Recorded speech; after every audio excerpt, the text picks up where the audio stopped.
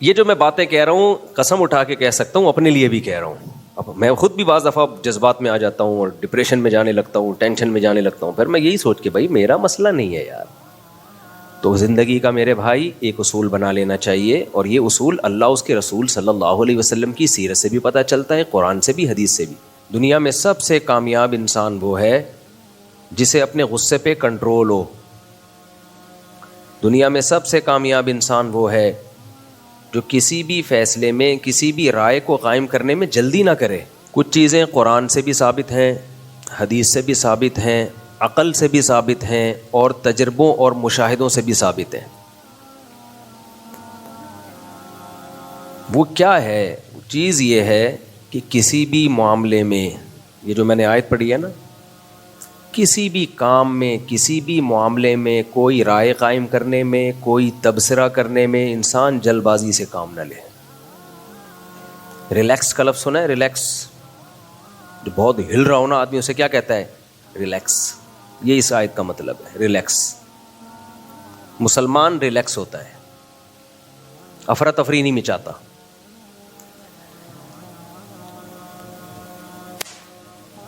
جبکہ ہمارے بہت سارے کام افراتفری میں ہو رہے ہیں.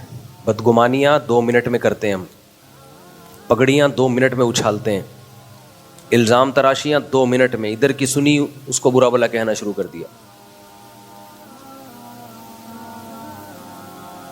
اور یہ ہوتا کیوں ہے؟ یا تو ہمیں کسی سے بہت زیادہ عقیدت ہو جاتی ہے، یا کسی سے بہت زیادہ نفرت ہو جاتی ہے.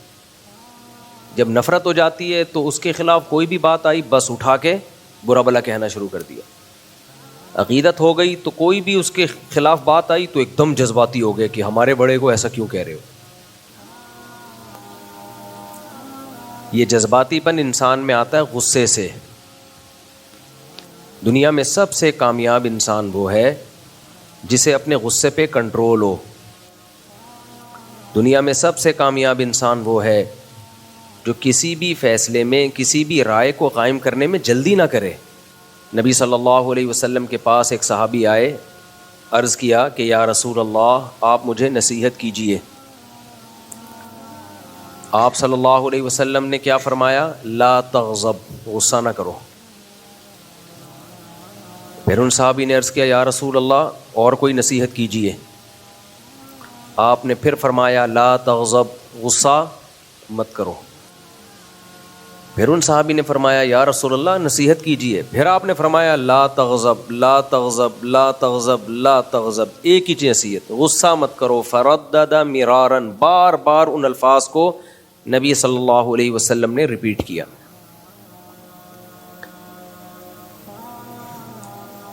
ہمارے سیاسی حالات آپ دیکھ لیں، سیاسی لیڈر ایک دوسرے کے خلاف، اور ان کے جو فالوورز ہوتے ہیں کتنی جلدی جذباتی ہو جاتے ہیں، ایک دم فتوے لگانا شروع کر دیتے ہیں.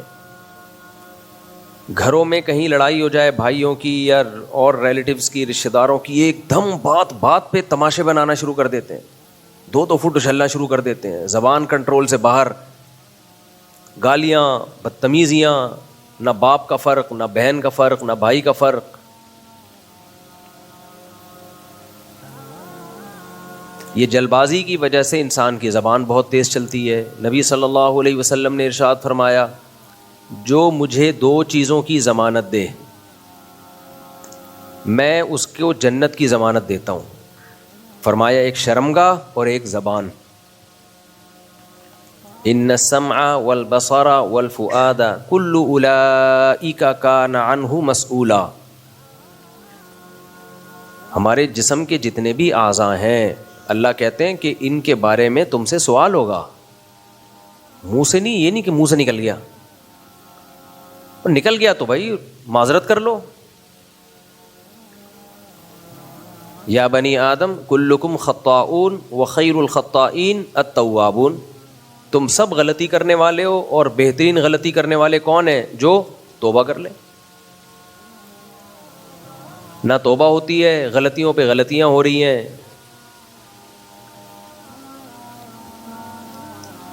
تو ہمیشہ اچھا جو آدمی جلد بازی جس کی طبیعت میں ہوتی ہے وہ ڈپریشن میں بہت رہتا ہے ہر وقت، کیونکہ وہ منفی سوچنا شروع کر دیتا ہے، الٹا ہر چیز میں کیا سوچتا ہے وہ؟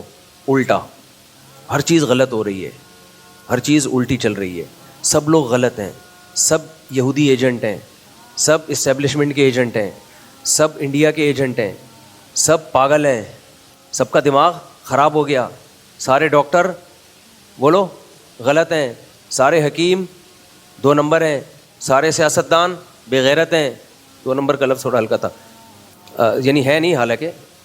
تو کیونکہ میں بھی جذباتی ہوں نا, میں بھی اسی سوسائٹی میں پیدا ہوا ہوں نا, تو میں تو اس لیے کہہ رہا ہوں میں جو باتیں کرتا ہوں تاکہ میری بھی اصلاح ہو نا. وہ 2 نمبر لفظ ہلکا بہت لگ رہا تھا اصل میں. تو سارے ایسے ہی ہیں, سارے یوں, میں صحیح ہوں, بس میں صحیح ہوں. مولانا شرف علی تھانوی رحمہ اللہ تعالیٰ کہا کرتے تھے کہ جو یہ کہہ رہا ہوں نا یہ بھی غلط ہے, یہ بھی غلط ہے, یہ بھی غلط ہے, تو وہ خود غلط ہوتا ہے. اصل میں سب کچھ غلط نہیں ہوتا بھائی. آج کل ایک ٹرینڈ چلا ہوا ہے اپنے ملک کا نیگیٹو پہلو دکھانے کا, بہت زیادہ چل گیا. یہ پہلے اتنا نہیں تھا. جو دنیا میں کہیں جاتا ہے نا, اگر روڈ اچھے بنے ہوئے ہیں, کتنے اچھے روڈ, ایک ہمارے ہیں, ابھی یہ کہنے کی کیا ضرورت ہے ہمارے ہیں, چھوڑ دو, یہ بولو بہت اچھے روڈ ہیں. میں تو اگر روڈوں کی برائی کرتا ہوں نا اس کو بھی پازیٹیو میں لے جاتا ہوں. دیکھو کراچی کے روڈ, کراچی میں قبض کی بیماری عام ہے یا نہیں ہے بتاؤ؟ اگر یہ صحیح روڈ ہوتے تو قبض ختم ہوتا؟ بولو. کتنا بڑا اللہ کا فضل ہو گیا یار. بائک پہ جا رہے ہوتے دھوڑ کر کے بائک گرتی ہے, 3 دن کا قبض ٹوٹتا ہے. نہیں وہ تو ویسے کون سا بنا رہے ہیں, یہ کہہ رہے یہ بیان سن کے اب تو حکومت اور بھی نہیں بنائے گی, تو ویسے کون سا بنا رہی ہے حکومت. تو ٹینشن میں مت جاؤ یار. ٹھیک ہے روڈ ٹوٹنا ٹینشن ہے, اتنی بڑی نہیں ہے جتنی مسلط کر لی ہے. کام پھر بھی ہو رہے ہیں, گدھے گھوڑوں پہ بھی ہو جاتے ہیں کام. جو جس کا کام ہے اس کو کرنے دو نا. ایک صاحب میرے پاس آئے اور کہنے لگے کہ یار یہ فوج ہر چیز میں کیوں گھسی ہوئی ہے, الیکشن میں فوج جس کو چاہتی ہے جتاتی ہے, اور یہ کیا ہے یوں بہت زیادہ. میں نے کہا میرے مشورے سے نہیں گھسی ہوئی تو میں کیوں ٹینشن لوں بھائی. کیا خیال ہے بھائی, میرا کوئی لینا دینا نہیں ہے. فوج اور کچھ نہیں تو یہ ٹینشن لے کے بیٹھ جاؤ. میں نے کہا یہ ٹینشن سیاستدانوں کو ہونی چاہیے, سیاستدانوں کو ہونی چاہیے, جو ہمارے سیاسی لیڈرز ہیں ان کو یہ ٹینشن ہونی چاہیے. کیا خیال ہے؟ کیونکہ کسی نے جیتنا ہوتا ہے, جتوا کسی اور کو دیا جاتا ہے, یہ ان کی ٹینشن ہے. اب آپ کہو گے بھائی جب ان کی ٹینشن ہے تو جب وہ میرے پاس آئیں گے تو پھر میں ان کو کیا کہوں گا؟ سوال پیدا ہوتا ہے. کوئی سیاستدان آ جائے, مسلم لیگ کا ہو یا پیپلز پارٹی یا کسی بھی جماعت کا, اور میرے پاس آ کے کہے کہ یار مفتی صاحب یہ تو فوج جس کو چاہتی ہے جتواتی ہے, تو یہ کیا ہو رہا ہے ہمارے ساتھ, یہ فوج مداخلت کیوں کر رہی ہے؟ تو میرے پاس ان کی ٹینشن ختم کرنے کا بھی جواب ہے کہ آپ کی باری میں بھی فوج نہیں جتوایا تھا آپ کو, یہ اس وقت کہتے آپ. سمجھ میں آ رہی ہے بات؟ جب آپ آئے تھے تو کون سا عوامی طاقت سے آئے تھے, آپ کے پیچھے بھی کیا تھی؟ اسٹیبلشمنٹ تھی. تو یہ سیاستدان خود ہی فوج کی انوالومنٹ کو انہوں نے رکھا ہوا ہے. ہم کو بیوقوف بنا رہے ہیں سب مل کے کہ ہم ڈپریشن لیں. ہمارے پاس کھڈوں کی ٹینشن, گٹر کے ڈھکنوں کی ٹینشنیں بہت ہیں, ہمیں مزید ٹینشن لینے کی ضرورت. جب سیاستدان کا مفاد ہوتا ہے تو کہتے ہیں ٹھیک ہے جی آئیے آپ, اور جب نہیں ہوتا تو یہ دیکھو انہوں نے الیکشن میں دھاندلی کی. تو کون سا پہلی دفعہ دھاندلی ہوئی ہے؟ پہلی دفعہ ہو رہی ہوتی ہے نا, ہم ٹینشن میں جاتے ہیں, ہر دفعہ ہی ہوتی ہے بھائی. تو یہ سیاستدانوں کی ٹینشن ہے, یہ ہماری اور آپ کی ٹینشن نہیں ہے. آپ کہہ سکتے ہو ان کی ٹینشن کو اپنی ٹینشن کیوں نہیں سمجھتے؟ اس لیے کہ ان کی ٹینشن کو وہ خود اپنی ٹینشن نہیں سمجھتے, وہ خود اس مسئلے کا حل نہیں چاہتے ہیں. ان کو جب خود ضرورت ہوتی ہے تو پہلے جب گورنمنٹ بنی ہے اس سے پہلے والی وہ بھی فوج نے بنائی ہے, یہ والی بھی فوج نے بنائی ہے, اس سے پہلے والی بھی فوج نے بنائی تھی, تو وہ بھی تو تم ہی بنے تھے. اس وقت تو تم سب تعریفیں کرتے تھے, ماشاءاللہ زندہ آباد, آرمی چیف بھی زندہ آباد, آرمی بھی زندہ آباد. اب جس کی گورنمنٹ بنی ہے وہ کہہ رہے چیف زندہ آباد, جس کی نہیں ہے وہ کہہ رہے مرد آباد. تو ان نعروں کی کوئی حیثیت نہیں ہے بھائی. تو اس لیے ہم نے نہیں لینی ٹینشن ہے, ہمارے پاس الگ سے بہت ساری ٹینشنیں بولو ہیں. دنیا میں کیا صحیح ہو رہا ہے کیا غلط ہو رہا ہے ہم سے پوچھ کے تھوڑی ہو رہا ہے بھائی. ایک لطیفہ یاد رکھو, بہت کام آئے گا. ایک موٹے آدمی کا انتقال ہو گیا, اب کندھا کون دے, اتنا بھاری بھرکم تھا وہ. تو بچے جنازہ اٹھا رہے ہیں, کوئی مدد ہی نہیں کر رہا. بچوں نے کہا اٹھاؤ, لوگ کہہ رہے ہیں ہم نے تھوڑی مارا ہے. کیا خیال ہے بھائی, ہم نے مارا ہوتا تو ہم اٹھاتے یار, اتنا بھاری کون اٹھائے گا. تو یہ جو میں باتیں کہہ رہا ہوں قسم اٹھا کے کہہ سکتا ہوں, اپنے لیے بھی کہہ رہا ہوں. اب میں خود بھی بعض دفعہ جذبات میں آ جاتا ہوں اور ڈپریشن میں جانے لگتا ہوں, ٹینشن میں جانے لگتا ہوں. پھر میں یہی سوچ کے بھائی میرا مسئلہ نہیں ہے یار. تو زندگی کا میرے بھائی ایک اصول بنا لینا چاہیے, اور یہ اصول اللہ اس کے رسول صلی اللہ علیہ وسلم کی سیرت سے بھی پتہ چلتا ہے, قرآن سے بھی, حدیث سے بھی. ایک تو اپنے سیاسی لیڈروں میں کی باتوں میں آ کے نا کسی کے خلاف انگلی نہ اٹھایا کرو, چاہے آپ کو اپنے سیاسی لیڈر سے کتنی ہی عقیدت کیوں نہ ہو. سیاست کا میدان بالکل ایک الگ ہے, اس میں جھوٹ بولنا پڑتا ہے, یہ ان کی مجبوری ہے. اس میں دوسرے پہ غلط الزامات ڈالنے پڑتے ہیں, ان کی مجبوری ہے. ہمارا کیا ہے بھائی, ہمیں جو زیادہ بہتر لگ رہا ہے ہم اس کو پروموٹ کریں, بس ختم. تو اتنی ٹینشن ہے.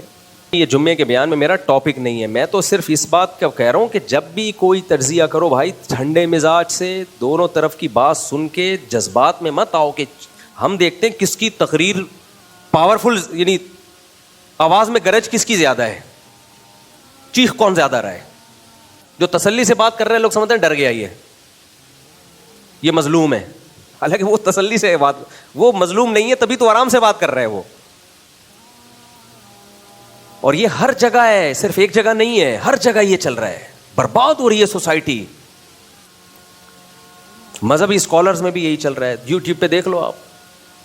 تسلی سے کوئی کسی کی بات سننے کے لیے تیار نہیں ہے, کوئی کسی کا دعویٰ سننے کے لیے تیار نہیں ہے کہ کیا رہا ہے. وہ ایک دم بوچھاڑ شروع کر دیتے ہیں. یہ نہیں کہ جو صاحب واقعہ ہے اس سے فون کر کے پوچھ لیں, یا اس کو ایک اعتدال سے کلپ ریکارڈ کروا دیں, بھائی آپ کی کیا مراد تھی, آپ ذرا ہمیں ایکسپلینیشن کا موقع دیں. لوگ کہتے ہیں ظالم کے خلاف آواز تو اٹھاؤ.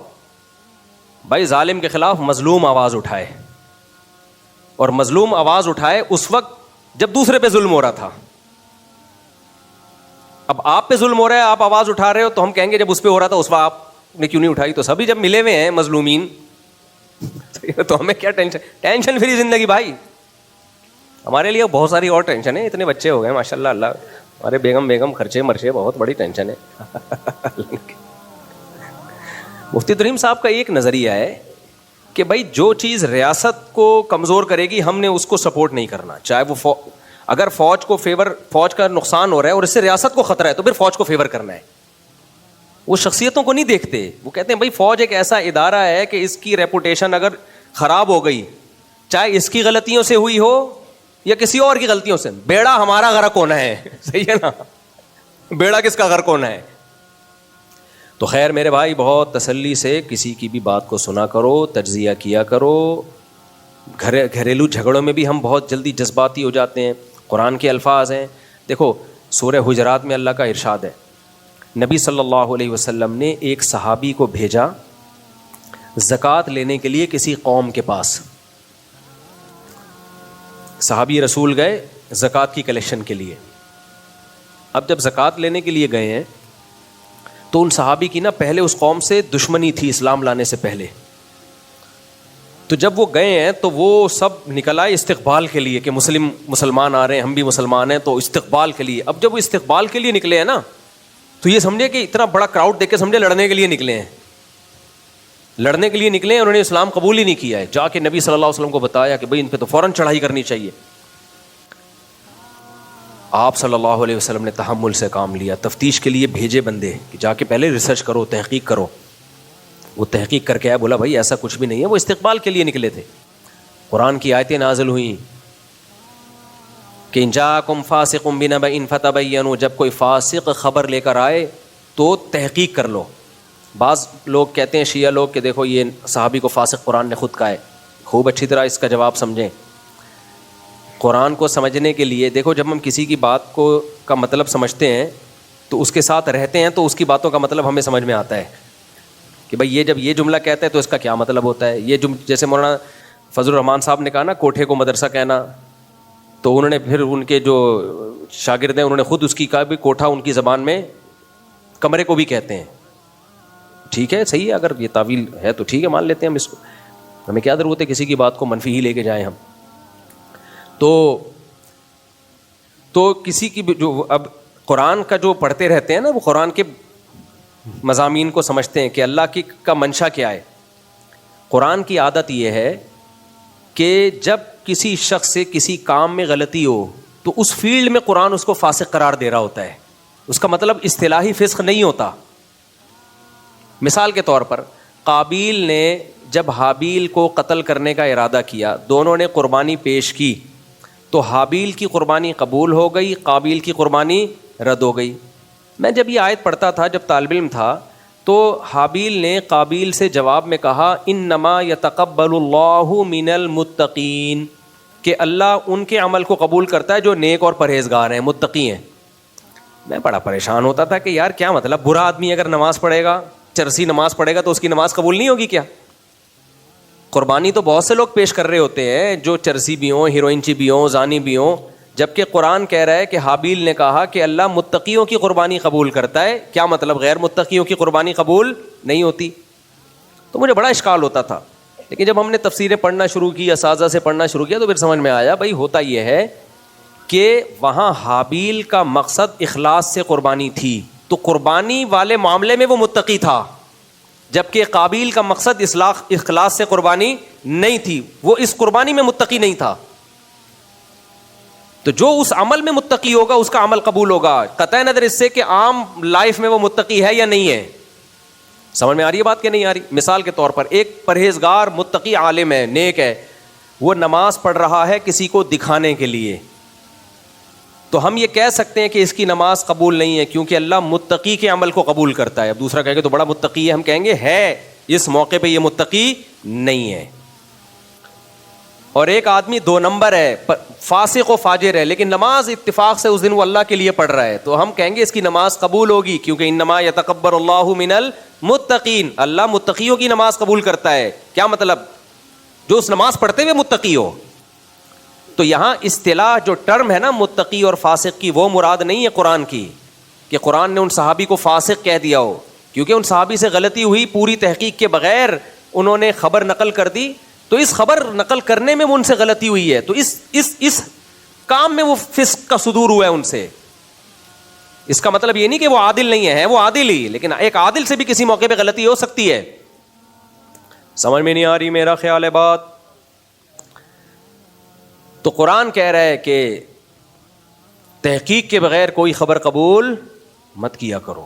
آج ہماری باس, اب جب نبی صلی اللہ علیہ وسلم نے تحقیق کے لیے بھیجا, بتا چلے تو مسلمان ہیں, کتنا زبردست نقصان ہو جاتا ان کو, پوری فوج آ رہی ہوتی لڑنے کے لیے, کون تفتیش کرتا پھر؟ فَتُصْبِحُوا عَلَىٰ مَا فَعَلْتُمْ نَادِمِينَ. اللہ نے فرمایا اگر نبی اس تحقیق کو لے لیتے اور حملہ کر دیتے تو تمہیں ندامت ہوتی اس پہ کہ ہم نے اپنے ہی مسلمانوں کو کتنوں کو قتل, کیونکہ جنگ میں پھر نہیں دیکھا جاتا, تحقیق کا موقع نہیں ملتا, پھر تو جس نے پہلے فائر کیا وہ جیتتا ہے. پھر یہ تھوڑی ہوتا ہے کہ تلوار رکھ کے کھڑے, بتا تو کیا ہے, اتنی دیر میں تو وہ کام تمام کر دے گا. وہ ہے نا ایک پاگل آدمی نے ڈکیتی کی, چھوڑو ابھی لمبا واقعہ ہے, تو وہ باندھ کے نا بندوق لینے گیا ہوا تھا گھر پہ کہ بھول آیا ہوں میں. خیر, تو تحمل, بردباری, نبی صلی اللہ علیہ وسلم نے ایک صحابی سے فرمایا ان فیک خصلتین یحبہم اللہ ورسولہ, تمہارے اندر 2 خوبیاں ایسی ہیں جو اللہ اس کے رسول ان خوبیوں کو پسند کرتے ہیں. کیا دیکھو, نبی صلی اللہ علیہ وسلم نے کسی کے چہرے پہ تعریف کرنے سے منع کیا ہے, کیونکہ اس سے انسان خود پسندی میں مبتلا ہوتا ہے, عجب میں آتا ہے, وہ سمجھتا ہے ہم چما دیگرے نیس, ہم جیسا دنیا میں کوئی بھی نہیں, ہم میں سے ہر شخص یہ سمجھتا ہے مجھ سے ایسا دنیا میں کوئی بھی نہیں ہے. جی ہاں, تعریف کرنے سے نبی صلی اللہ علیہ وسلم نے منع کیا ہے, لیکن اس کے باوجود آپ صلی اللہ علیہ وسلم نے اچھا پہلے میں وہ بات مکمل کر دوں. پاکستان والی باہر ملکوں میں جا رہے ہوتے ہیں وہ لوگ, یہ اتنا اچھا روڈ ہمارا اتنا گندا, بھائی کچھ چیزیں ہمارے یہاں بہت اچھی ہیں, ان کے ہاں اچھی نہیں ہے, تو وہ بھی ساتھ ساتھ لایا کرو. پھر اتنا گندا ملک نہیں ہے ہمارا, اتنا ہر چیز میں نہیں خراب ہے. اتنے لوگ زندہ کیسے ہیں؟ لوگ کہتے ہیں ہائے ہائے بھوک سے مر رہے ہیں, لیکن بہت سارے ملکوں میں مر رہے ہیں. ابھی افریقہ کے بعض ملکوں سے میں ہو کر آیا ہوں, ایسے کرپٹ حکمران ہیں, آپ اپنے حکمرانوں کو بولو گے زندہ آباد بھائی, سمجھ رہے ہو؟ بولو السلام علیکم سر. گولڈ نکل رہا ہے ان ملکوں سے, کاپر, مٹی کھودو کاپر نکل رہا ہے, لیکن کھانے کو روٹی نہیں ہے. لاکھوں کروڑوں لوگ, کروڑوں کی تو آبادی ان ملکوں میں نہیں ہے اتنی, ان لاکھوں کو سنبھالنا تو بہت آسان ہے نا. بکے ہوئے ہیں, کسی کو برطانیہ نے خریدا ہوا ہے, کسی کو امریکہ نے خریدا ہوا ہے, کسی کو فرانس نے خریدا ہوا ہے. روٹی نہیں ہے, پتے ابال کے کھا رہے ہیں. میں بھی افریقہ کے, میں نام نہیں لوں گا, وہ پھر ملک بولتے ہیں کیا کر رہے ہیں ہمارے بارے میں. وہ اپنی برائی پسند نہیں کرتے, اور ہم جا کے برائیاں بیان کر رہے ہوتے ہیں, فخر کرتے ہیں. وہ اتنے کرپٹ حکمران ہو کے بھی کہتے ہیں ہمارے ملک میں آئے اچھا امیج, ہمارے ملک میں آئے بتایا کرو ان کا وزیر اعظم بہت گورا چٹا تھا, حالانکہ اندھیرے میں نظر ہی نہیں آ رہا تھا. میں نے افریقہ کی ایک کنٹری میں دیکھا, میں جا رہے ہیں, ہم لوگ اندھیرے میں جا رہے ہیں, girlfriend boyfriend date مارتے ہوئے نا, تو وہ گاڑی کی لائٹ پڑی. میں نے کہا یہ اندھیرے میں کیا کہہ رہے ہیں, ڈیٹ مار رہے ہیں. میں نے کہا اندھیرے میں یہ گرل فرینڈ نظر ہی نہیں آ رہی, اس کے ساتھ ڈیٹ مار رہا ہے. خیر ان کا اپنا ذوق ہے. نہ بوائے فرینڈ اندھیرے میں نظر آ رہا ہے, نہ گرل فرینڈ اندھیرے میں نظر آ رہی. تو 3 ملکوں نے ان کو غلام بنایا ہوا ہے. کیا کچھ نکل رہا ہے وہاں سے خزانوں کے. پھر ہمیں لگتا ہے یار ہمارے والے بھی ہیں, میں یہ نہیں کہہ رہا بھائی, لیکن یار اتنے نہیں ہیں یار. تو ان سے تھوڑا سا کیا ہے, کم ہے. تھوڑی اپنی بھی چلا رہے ہوتے ہیں. ہماری فوج بھی امریکہ کی سنتی ہے, لیکن کچھ سناتی بھی ہے. افغانستان میں سنا نہیں ہے, سنایا ہے امریکہ کو. سنا نہیں ہے, کہیں سنتی ہے کہیں سناتی بھی ہے. ان کے تو سنتے ہی رہتے ہیں بس بیٹھ کے, سنانے کا ہی نہیں ان میں.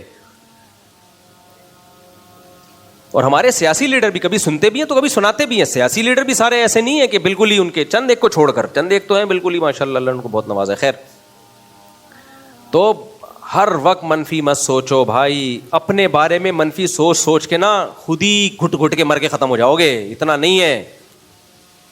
اور آپ جن ملکوں کی بات کرتے ہو نا, یورپ کا فلاں کنٹری, ذرا ان ملک, بعض سارے ملک نہیں, بعض ملک ایسے ہیں وہاں لوگ بیزار آئے ہوئے ہیں ان سے, کہتے ہیں موقع ملے بھاگے یہاں سے ہم.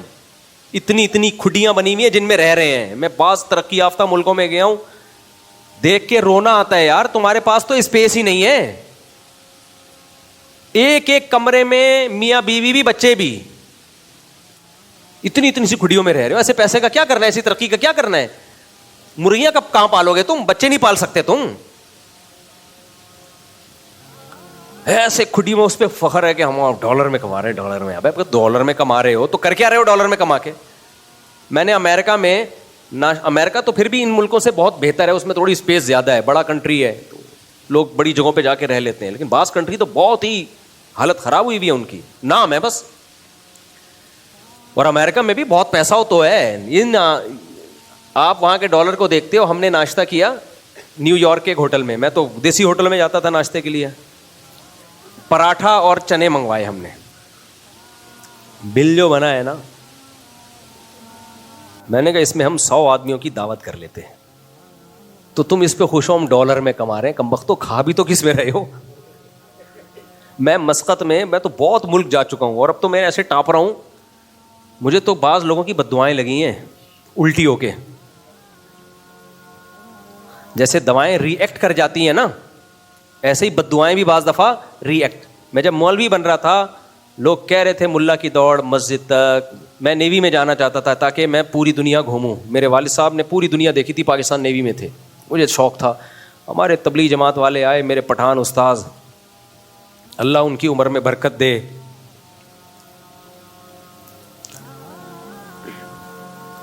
انہوں نے 3 دن مجھ پہ محنت کی سیروزے کی جماعت میں.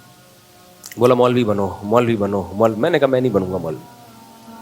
انہوں نے مجھے پیسے دینا شروع کیے, ہدیے.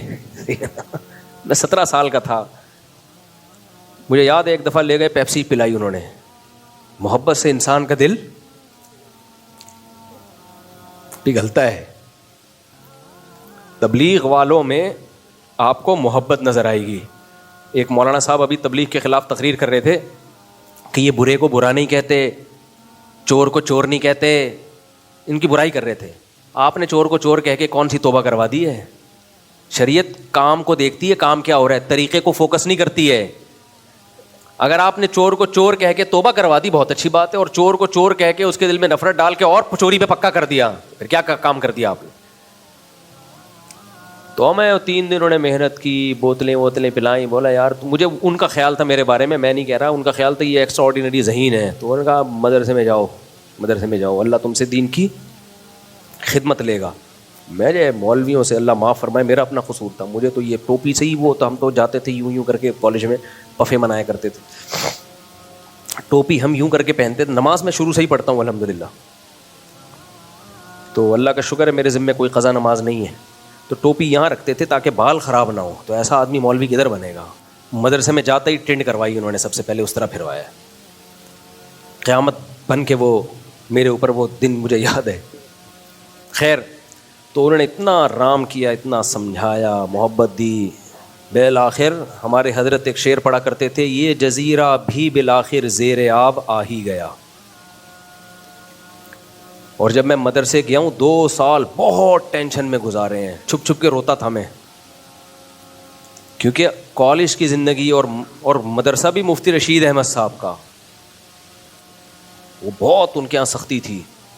تو وہ اتنی سی جگہ پہ وہ ساری دوستیاں ختم, جگولے گنڈے اور یوں کر کے بال بنانا, اور اسٹائل مسٹائل جو ہمارے کیا اسٹائل تھے, اللہ معاف فرمائے, استغفر اللہ. کسی برائی میں نہیں گئے الحمدللہ, کوئی لڑکیوں کا پیچھا, یہ غیر اخلاقی کاموں میں نہیں گئے ہم, اللہ نے بچایا, ہمارا اپنا کمال نہیں ہے. باقی سارے تو, لیکن وہ جب آئے ہیں تو بالکل, لیکن ہم نے بس اللہ نے ایسی ہمت دی. میں نے کہا بھائی اب میری قبر بنے گی تو یہاں بنے گی, اب میں ریورس نہیں. اس وقت جو مجھے تانے ملتے تھے نا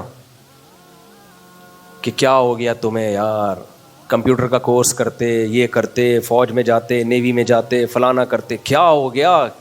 رحمہ اللہ تعالیٰ بڑے بزرگ گزرے, قادیانیت کے خلاف بڑا کام کیا. مولانا بدر عالم میرٹھی رحمۃ اللہ علیہ کے شاگردوں میں سے, ان کی عمر بھی بڑی لمبی تھی. تو ایک دفعہ ہم نے پوچھا حضرت ماشاءاللہ آپ کی عمر بھی ہے اتنی, کہتے ہیں میری عمر لمبی صرف قادیانیوں کی بد دعاؤں کی وجہ سے ہے. بڑے خوش مزاج آدمی تھے. کہہ رہے قادیانیوں نے مجھے مرنے کی اتنی بد دعائیں دی ہیں کہ وہ ساری ریورس ہو کے مجھ پہ لگ رہی ہیں. وہ بڑا مزہ آتا تھا. ان کی پنجابی بڑی پیاری تھی. انہوں نے ربوا کا نام چینج کروا کے چناب نگر کر دیا, جو اوریجنل نام تھا. قادیانیوں نے ربوا کیا ہوا تھا تاکہ قرآن کی آیتیں اس پہ فٹ کریں. تو جب وہ آئے ہمارے حضرت سے ملنے کے لیے, مفتی رشید احمد صاحب رحمہ اللہ تعالیٰ سے, کہنے لگے آپ کو پتہ ہے کہ ربوا کا نام تبدیل کر دیا؟ میں نے کہا نہیں پتا. کہتے ادھر مٹھائیاں بٹ رہی ہیں. مٹھائی کو کہہ رہے تھے مٹھائی. حضرت بہت بڑے عالم تھے, آپ لوگ کو پتہ ہی کوئی نہیں. ادھر مٹھائیاں بٹ رہی, بار بار اس جملے کو ریپیٹ کر رہے تھے, ادھر مٹھائیاں بٹ رہی ہیں, آپ لوگ کو پتہ ہی. مجھے پہلے سمجھ میں مٹھائی کیا ہوتی ہے, ہم تو پنجاب میں رہے نہیں نا زیادہ. ادھر مٹھائیاں بٹ رہی ہیں, آپ لوگ کو پتہ ہی کوئی نہیں. تو وہ لفظ مجھے یاد رہ گیا. جب بھی مٹھائی سامنے آتی ہے مجھے ان کا وہ کہ ادھر مٹھائیاں بٹ رہی ہیں اور آپ لوگ کو پتہ ہی کوئی نہیں. تو بات کیا چل رہی تھی یار, ختم کریں, ٹائم بھی پورا ہو گیا. میں بہت زیادہ کلابازیاں کھا رہا ہوں آج میں بیان میں. جی بھائی, ہاں وہ میں حدیث پوری کروں تو میں پاکستان کا نا کچھ مثبت پہلو بھی دکھا دیا کرو جا کے. بہت ساری چیزیں ہمارے یہاں بہت اچھی بھی ہیں, محبتیں ہیں لوگوں میں.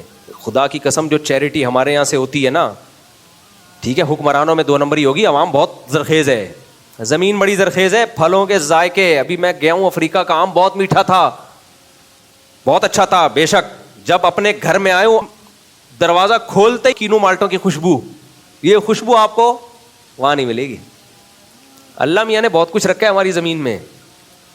کوئی جیب میں کینو لے کے بیٹھا ہوا ہوگا نا, ایک ممبر تک خوشبو آ رہی ہوگی اس کی. یہ خوشبو دنیا کے پھلوں میں نہیں ہے. امرود گھر میں رکھا ہوتا ہے, باہر خوشبو آ رہی ہوتی ہے. خربوزہ تو خربوزے کو دیکھ کے رنگ پکڑتا ہے. ایک خربوزہ رکھ دو دوسرا خود بخود رنگ پکڑے گا. تو بہت کچھ اللہ نے ہمیں دیا ہے بھائی, ایسا ہی نہیں ہے. اسلام کے نام پہ بنا ہے یہ ملک, اس کا آئین اسلامی ہے, امپلیمنٹ نہیں ہے. ہماری غلطی ہے, وہ ہم نے کوشش ہی نہیں کی ہے. لیکن آئین ہمارا اسلامی ہے. یہ بہت بڑی بات ہے کہ قرآن و سنت کے منافی کوئی قانون نہیں بنے گا. وہ ہماری کوتاہی ہے, حکمرانوں کی بھی, عوام کی بھی ہے, اس میں ہماری تنظیموں کی بھی ہے کہ لیگل وے میں کام کرنے کی کوشش نہیں. جب کوئی اٹھتا ہے خلافت کے نعرے لگانا شروع کر دیتا ہے. بھائی لیگل وے میں بہت کچھ ہو سکتا ہے. اور لیبیا میں دیکھو نا, حکومت کا پلٹا کیا, کیا نتیجہ نکلا اس کا؟ تو ہم حکومت کے خلاف مسلح بغاوت کے خلاف ہیں, احتجاج اور دھرنوں کے خلاف نہیں ہیں ہم. آپ اپنا احتجاج ریکارڈ کروا سکتے ہو, ظالم کے سامنے حق بات کا ہو, چاہے حکومت ہو, چاہے آرمی چیف ہو, کوئی بھی ہو. بات یہ ہوتی ہے کہ اسلحے کی طاقت سے حکومت کا تختہ الٹنے کی جب کوشش کی جائے گی تو یہ ایک پاکستان ایک پھل کی طرح ہے جس کے نیچے ٹوکرا کوئی اور رکھ کے بیٹھا ہوا ہے. آپ پھل کاٹو گے, کیش کوئی اور کرائے گا.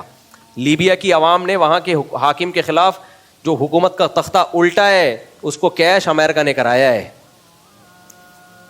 اور بنگلہ دیش پہ آپ قیاس نہیں کر سکتے, بنگلہ دیش میں پوری قوم ایک تھی, ہمارے یہاں پوری قوم ایک نہیں ہے. بہت سے بکے ہوئے ہیں, بہت بڑی تعداد ہے جو کسی اور کے لیے کام کر رہے ہیں, دبا کے ان کو پیسہ آ رہا ہے. آپ محنت کرو گے کیش وہ کرا لیں گے. یہاں تو ہم بلوچ, پٹھان, پنجابی, سرائکی, مہاجر میں بٹے ہوئے ہیں. بنگلہ دیش تو ایک بنگلہ دیشی ہے. اور انہوں نے کون سی مسلح بغاوت کی ہے؟ مسلح بغاوت تھوڑی کی ہے, وہ بم لے کے تھوڑی چڑھ گئے تھے وہ لوگ. تو احتجاج کرنے سے کون خلاف کرتا ہے؟ پی ڈی ایم نے حکومت گرائی پی ٹی آئی کی, پی ٹی آئی نے مسلم لیگ کی, اس سے کون منع کر رہا ہے آپ کو؟ لیگل وے میں جو بھی ہو ہمیں کوئی اعتراض نہیں ہے. ہم بات کر رہے ہیں بم لے کے چڑھ جانے کی, کیونکہ ایسے اینٹی اسٹیٹ ایلیمنٹس موجود ہیں جو مسلح بغاوتوں کی باتیں کر رہے ہیں. اس سے یہ ملک ان کے ہاتھ میں نہیں جائے گا, یہ ملک اسرائیل کی گود میں جا کے گرے گا, یہ ملک امریکہ کی گود میں جا کے گرے گا. آپ کہہ سکتے ہیں ابھی بھی تو گرا ہوا ہے, ایسا نہیں ہے. ابھی بھی گرا ہوا ہوتا تو امریکہ واٹ لگانے کی کوشش نہیں کر رہا ہوتا پاکستان کی. اس کو پتہ ہے نہیں گرا ہوا, جو گرے ہوئے ہیں اس کو ہم کو کچھ بھی نہیں کہتے وہ لوگ. ملیشیا مکمل امریکہ کی پالیسیوں پہ چلتا ہے, کوئی اختلاف نہیں ہے, کوئی پھڈا نہیں ہے. آپ اگر آج سرنڈر کر دیں تو آپ کا ملک میں بھی امن ہو جائے گا. آپ نے سرنڈر نہیں کیا امریکہ کے حوالے اپنے آپ کو مکمل, اس لیے آپ کے ملک میں یہ سب کچھ ہو رہا ہے. آپ سرنڈر کر دیں تو ملیشیا سے آگے نکل جائے گا پاکستان. یہ جن ملکوں میں 100% اسلامی ملکوں میں امن ہے نا, یا تو گورنمنٹ بہت پاورفل ہے یا وہ انہوں نے سرنڈر کیا ہوا ہے. امریکہ کی ساری پالیسیاں انہوں نے لے لی ہیں, ہم لوگ لے نہیں رہے ہیں. تو اور کچھ باتیں ممبر پہ کرنے کی نہیں ہے. کبھی چھاؤں میں خوشبو لگا کے آئیں گے تو بتاؤں گا, وہ ممبر پہ نہیں بتائی جاتی ہیں. پاکستان میں اور بہت کچھ ہے جو آپ سمجھتے ہو کہ نہیں ہے, وہ ہے. پھر بھی سسٹم بھی ہے, وہ بھی میں فیور نہیں کر رہا حکومت کو. یا تو بس وہ حدیث سنا کے بعد ختم کرتا ہوں. نبی صلی اللہ علیہ وسلم نے صحابی سے فرمایا, تمہارے اندر 2 خصلتیں ایسی ہیں جو اللہ اور اس کے رسول کو بہت پسند ہیں. منہ پہ تعریف کرنے سے نبی نے منع کیا, لیکن پھر بھی تعریف کر رہے ہیں. اس کا مطلب وہ خوبیاں اتنی خاندانی تھیں, کیا آپ صلی اللہ علیہ وسلم نے ارادہ کیا کہ ان کے چہرے پہ ان کی تعریف کی جائے, کیونکہ یہ خوبیاں ہی بہت زبردست ہیں. بعض اب ایسی خوبی ہوتی ہے انسان تعریف کیے بغیر رہتا نہیں ہے. فرمایا, ایک بردباری برداشت, اور ایک جلد بازی میں فیصلہ نہ کرنا. حلم کا مطلب غصہ جلدی نہیں آتا, سوچتے ہو, اور انات کا مطلب جلدی فیصلہ بھی نہیں کرتے, تمام پہلوؤں سے غور کرنے کے بعد فیصلہ کرتے ہو. لیڈر میں بھی یہی خاصیت ہوتی ہے. گھر کے سربراہ میں بھی یہ جو 3 طلاقیں دھڑ دھڑ نکالتے ہیں نا, یہ وہی لوگ ہیں جنہیں نہ غصے پہ کنٹرول ہے اور فیصلے بھی جلد بازی, پھر روتے پیٹتے ہیں. تو اللہ نے ایسے ہی لوگوں کو سزا دی ہے کہ اب یہ حلال نہیں ہے تمہارے لیے, کیونکہ اللہ کو جلد باز آدمی کو سربراہ بنانا ہی نہیں ہے گھر کا. اللہ عورت کو کہتے ہیں تو اس نے 3 طلاقیں دے دی نا, عورت تو رو رہی ہے میرے بچے, اللہ کہتے ہیں تجھے نہیں پتا کل یہ 3 چاقو بھی مار دیتا جلد بازی میں, گولیاں بھی چلا سکتا تھا, اس کو کنٹرول نہیں ہے. جن کو کنٹرول ہوتا ہے بڑے بڑے پھڈے گھر میں ہوتے ہیں, ان کے منہ سے طلاقیں. آپ اپنے باپ دادا کو دیکھو نا, نکلی تھی طلاقیں کیا ان کے جھگڑے نہیں ہوتے تھے؟ بہت جھگڑے ہوتے تھے باپ داداؤں کے دادیوں سے, نانیوں کے نانا کے نانی سے. 2 سال بات چیت بند رہتی تھی. دادی ادھر پتہ نہیں بچے کیسے پیدا ہو رہے تھے. خیر میرے پاس ایسے کیس آتے ہیں, میاں بیوی لڑ رہے ہیں 4 سال سے لڑ رہے ہیں, بچے پھر بھی تفصیل سے پیدا ہو رہے ہیں. میں ان سے کہتا ہوں یار تمہارے پھڈے بھی ہیں اور پروڈکٹ بھی مارکیٹ میں آ رہی ہے, یہ کیا ہو رہا ہے یار؟ یہ ایسے لڑائیاں چل رہی ہوتی ہے, بچے اور پریگننٹ ہوتی ہے عورت, 5واں بھی آ رہا ہوتا ہے. میں کہتا ہوں یہ پریگننسی بھی ہو گئی. تو ایک صاحب نے پھر مجھے بتایا, کہتے ہیں یار جب دماغ پہ چڑھتی ہے تو پھر پھڈا وڈا بھول جاتے ہیں ہم. اس نے خود مجھے بتایا کہ یار بھول جاتے ہیں, پھر اس کے بعد پھر لڑنا شروع کر دیتے دوبارہ سے, جہاں سے جوڑا تھا وہیں سے پھڈا شروع. تو الحلم والانا, غصے میں زبان پہ کنٹرول کرو, طلاقوں کا لفظ زبان سے نہیں نکالو. جتنا ہی کوئی بھڑکائے, جتنا ہی کوئی جذباتی دلائے, نہ بھائی طلاق تو ایسا کام ہے تمام پہلوؤں پہ غور کرنے کے بعد, مشورہ لینے کے بعد, پھر شریعت نے کون سا طریقہ جائز رکھا ہے, کون سا ناجائز, علماء سے مشورے, اور اس کے بعد جا کے آدمی فیصلہ کرے. اور اس میں بھی شریعت نے کہا بس ایک سے زیادہ نہیں دینی, تاکہ تمہارے لیے واپسی کا آپشن کھلا رہے. گدھے بنے ہوئے ہیں, دھڑ دھڑ دھڑ دھڑ, پھر مفتیوں کا دماغ کھاتے ہیں, حلال کر دو. بھائی ہم اللہ کے حلال حرام کو کیسے حلال کر دیں؟ ہم کیسے حلال کر دیں یار؟ ہماری شریعت تھوڑی ہے. اللہ نے صاف کہہ دیا تیسری طلاق کے بعد حلال نہیں ہے. اللہ نے تو نہیں کہا اسی مجلس میں ہو یا اگلی مجلس میں ہو. تو اللہ سے جا کے لڑو, اللہ سے جا کے لڑو بھائی, ہم سے نہیں لڑو. اللہ نے کہہ دیا ہے صاف لفظوں میں, ختم. اب یہ ایک اشکال ہوتا ہے کہ اسلام نے اتنا پیارا رشتہ ایک دم سے ختم کیوں کر دیا. اسلام نے اس لیے ختم کیا, اسلام سربراہ اسی کو بنانا چاہتا ہے گھر کا جس کی کو اپنی زبان پہ کنٹرول ہو, کیونکہ جس کو زبان پہ کنٹرول نہیں اس کو ہاتھوں پہ بھی کنٹرول نہیں ہے. کنٹرول پاور پھر ہر جگہ ہی ختم ہوگی. وہ ڈپریشن کا مریض ہے بھائی, اس کے ساتھ عورت نہیں چل سکتی ہے. اور خواتین بھی یہ کر رہی ہیں, ذرا سا میاں کی آمدن میں جا کے کورٹ سے کھلا, وہ بھی پاگل ہوئی بھی ہیں. اس کے بعد پھر ساری زندگی دھکے کھاتی ہے, دوبارہ شوہر نہیں ملتا ان کو. بعض دفعہ تو وہ خلا شہی ہوتا ہی نہیں ہے شریعت کی روشنی میں, اور اگر ہو بھی گیا شوہر نے سائن کر بھی دیے تو پھر دوسرا مرد وہ ویلیو نہیں دے رہا ہوتا بعض دفعہ. کیوں جلد بازی کرو بھائی؟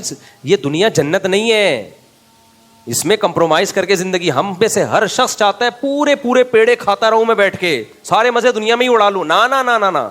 امام احمد بن حنبل کے پاس ایک شخص آیا, مجھے بیوی اچھی نہیں لگتی, طلاق دینا چاہتا ہوں. انہوں نے کہا کہ کیا سب کے گھر, کہہ رہے ہمارے گھر میں محبت نہیں ہے. کہ سب کے گھروں میں محبت ہوتی ہے بھائی, کمپرومائز کیا جاتا ہے. طلاق تو شریعت نے رکھی ہے جب ناقابل برداشت, بالکل اب لگے کہ سر پھاڑ دیں گے ایک دوسرے کا, ڈپریشن سے برین ہیمریج نہ ہو جائے, تب جا کے, وہ بھی تمیز سے. کیونکہ جہاں ساتھ رہنے میں برین ہیمریج کا خطرہ ہوتا ہے نا, الگ ہونے میں ڈبل 2 رگیں پھٹنے کا خطرہ ہوتا ہے. وہ اتنی ٹینشن میں چلے جاتے ہیں. تو ریلیکس ہو کے, علیحدگی کا فیصلہ بھی ریلیکس, ساتھ رہنے کا فیصلہ بھی. نکاح میں بھی جلد بازی نہیں کرو. شریعت نے جلدی نکاح کا تو حکم دیا ہے, لیکن رشتے کو جلدی ہاں کرنے کا حکم نہیں دیا. جیسے کوئی رشتہ آیا, میں ایک حکیم صاحب کا قصہ سناتا ہوں نا, بس وہ سنا کے بیان ختم کرتا ہوں. ایک حکیم صاحب تھے, ڈپریشن کے مریض بنے ہوئے, ایک کیپسول کھا رہے تھے, مجھے دکھا رہے ہیں, میں ایک ہاتھ میں کھا کے ہنستا رہتا ہوں سارا دن, ڈپریشن کا کیپسول ہے. میں نے کہا ضرورت کیا ہے آپ کو یہ کھانے کی؟ کہہ رہے میں نے دوسری شادی کی, گلے پڑ گئی ہے. کہہ رہے میری زندگی عذاب بنا دی ہے اس نے. میں نے کہا کیسے کی؟ کہہ رہے یہاں کلینک کے سامنے سے گزر کے ایک حسینہ جا رہی تھی اپنی ماں کے ساتھ نا, کوئی حسین لڑکی تھی, پیچھے ہو گئے اس کے. حسینہ گزری, یہ مطلب سے نکلے, ماجونیں تو کھائی بھی ہوتی ہیں حکیموں نے, ایک دم بیلنس زیادہ آ گیا تھا, کوئی ایسا چمچ کھا لیا ہوگا, بیلنس ڈبل ہو گیا. اب حسینہ جا رہی ہے اماں کے ساتھ اپنی, ان کی نظر پڑی, نکل لیے پیچھے جا کے اس کو روک لیا. وہ اماں سے پوچھا یہ وغیرہ, نہ خاندان دیکھ رہے ہو تم, نہ کچھ دیکھ رہے ہو کہ کون ہے کیا ہے, ڈھک کر کے شادی کی. اس نے جو حکیم صاحب کے سارے بیلنس ختم کر دیا اس نے. آپ کو کسی کو پتہ نہیں ہوگا کس کی بات کر رہا ہوں, اس لیے وہ غیبت ویبت کی بات نہیں ہے. تو بھیڑا غرق کر دیا بیچارے کا, طلاق بھی نہیں دے سکتے, کہہ رہے ماریں گے اس کے رشتے دار اتنے.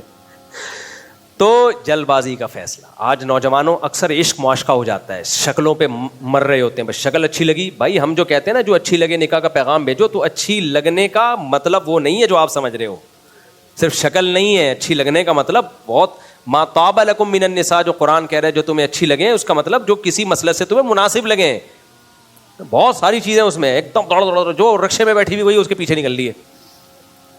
کتنے موبائل والوں کے پاس کوئی لڑکی بیلنس ڈلوانے آئی ہے اور اس بیلنس کے بعد ان کی شادی ہو گئی اس سے. کچھ کی تکا لگ بھی جاتا ہے, کامیاب بھی ہو جاتی ہے. بھائی یہ کیا یار, بیلنس ڈلوانے آئی ہے اور بس آپ نے اس کو پسند کیا اور شادی کر لی. کیا کہہ رہے ہیں یہ اشارہ کیا کر رہے ہیں؟ اچھا یہ کہہ رہے ہیں بعض دفعہ ان کے پیچھے بھی چلے جاتے ہیں جلد بازی. یہ رپورٹیں ان کے پاس. خیر بہرحال بھائی, تو ایک اصول مجھے بھی بنانا چاہیے, آپ کو بھی. ہمیشہ کوئی تجزیہ کرنا ہے, کوئی رائے دینی ہے, کوئی فیصلہ کرنا ہے, تو ہم نے جلد بازی سے کام نہیں لینا. اور یہ لفظ ریلیکس, اپنے آپ کو بھی جب بھی آپ ایک دم یوں جاؤ نا, ایک دم کوئی فیصلہ, اپنے آپ کو بولو ریلیکس. کیا بولو؟ ریلیکس. ٹھنڈا پانی رہو. ٹھنڈے پانی سے نہانے سے بڑا فائدہ ہوتا ہے, سردیوں میں ٹھنڈے پانی سے نہایا کرو, ریلیکس ہو جاتا ہے آدمی. بعض دفعہ تو ایسا ہوتا ہے کہ کسی وہیں بیٹھا رہتا ہے. خیر اللہ تعالیٰ سمجھنے کی عمل کی توفیق عطا فرمائے.